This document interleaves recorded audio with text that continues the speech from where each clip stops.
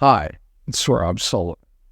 When my colleagues, Barry Von Zale, Jocelyn Ross, and I talk about being in flow, being in the rhythm of business, what we're talking about is that state where creativity happens, where it isn't censored, isn't judged, where we operate beyond typical limiting beliefs.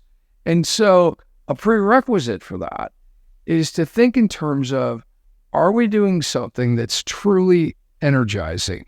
Because work does one of two things. Unless you're happy doing something completely monotonous, and some people are, it's like a meditation, there's no judgment in that. But unless you're happy doing something completely monotonous, work is either energizing or it's draining.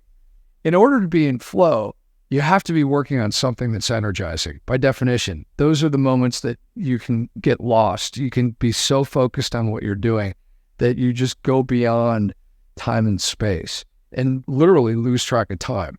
For me, I'll notice those moments, not necessarily work-wise, although I do get it a lot when I'm speaking. I also get it when I'm practicing piano, when I'm practicing guitar, those moments where I'm so focused on the music and the creation and the practice that literally hours can go by. Now, in order to get to that point, we have to eliminate distractions. It seems basic, but it's really important.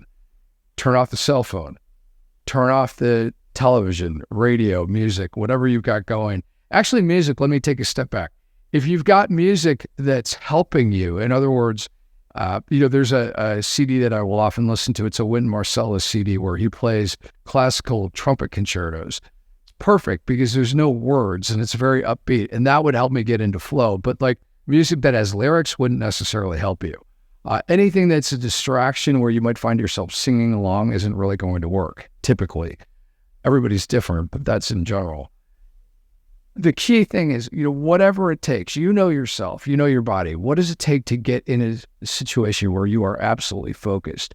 From that point, you can look at and begin to explore, are we in flow? Are we tapping into our creativity? In the next video, I'm going to talk about that personal connection that some of us have in terms of how do we eliminate those distractions that are showing up more in terms of how we think as opposed to outside forces.